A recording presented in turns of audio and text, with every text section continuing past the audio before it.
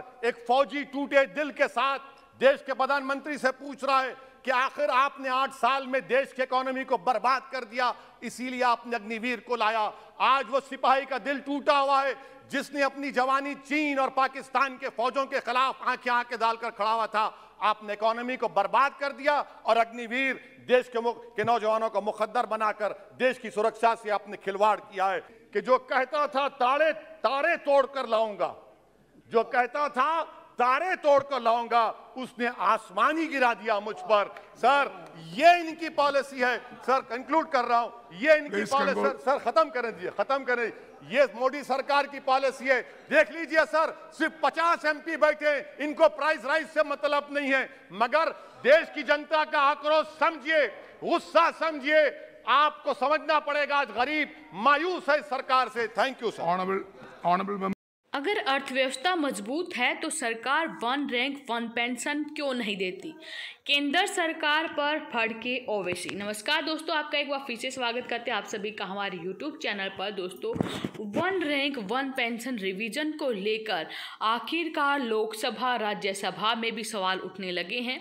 ऐसे में AIMIM प्रमुख असाउद्दीन ओवैसी ने एक बार फिर से केंद्र सरकार पर निशाना साधा है। उन्होंने ये कहा कि अगर हमारी अर्थव्यवस्था इतना अच्छा काम कर रही है तो सुप्रीम कोर्ट के जून तक करने के आदेश के बावजूद सरकार ने OROP पेंशन क्यों तय नहीं की, हमारे सैनिकों की बकाया राशि क्यों नहीं दी। OROP पेंशन किसी भी हाल में 2019 में तय होनी थी। उन्होंने आगे कहा कि अगर अर्थव्यवस्था इतना ही अच्छा काम कर रही है तो हमारी वायुसेना के पास लड़ाकू जेट 42 के बजाय 30 स्क्वाड्रन क्यों हैं?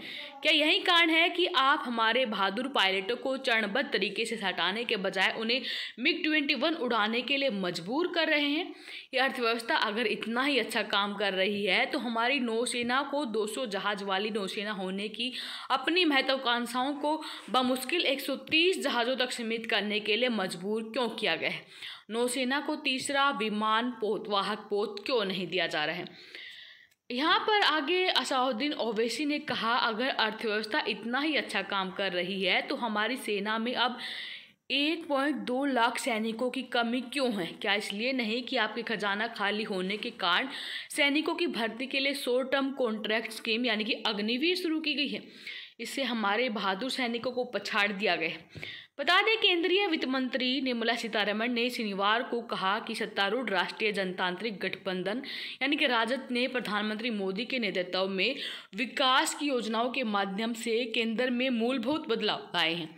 चेन्नई में आयोजित एक कार्यक्रम में सीतारमण जी ने कहा कि जहां कई विकसित देश मंदी के कगार पर खड़े हैं, वहीं भारत प्रगति के पथ पर अग्रसर है। उन्होंने कहा कि देश की अर्थव्यवस्था में 7.2% की वृद्धि दर हो रही है। तो ऐसे में AIMIM प्रमुख ने कहा कि अगर इतनी ही वृद्धि हमारे देश की अर्थव्यवस्था में हो रही है तो सैनिकों के साथ दुर्व्यवहार क्यों? सुप्रीम कोर्ट के जून तक के आदेश होने के बावजूद भी अभी तक हमारे भूतपूर्व सैनिकों के खाते में OROP का जो बकाया एरियर है वो क्यों नहीं डाला जा रहा? सैनिकों के साथ इतना बड़ा भेदभाव क्यों कर रही मोदी सरकार? क्यों उनके बकाये को बार बार टाला जा रहा है? अगर आप भी उनकी बात से सहमत हैं तो वीडियो को लाइक दें, वीडियो अपने साथी दोस्तों के साथ जरूर शेयर करें। फिर हाजिर होंगे आपके सामने लेटेस्ट अपडेट के साथ। तब तक के लिए बने रहिए हमारे साथ। धन्यवाद। जय हिंद, जय भारत।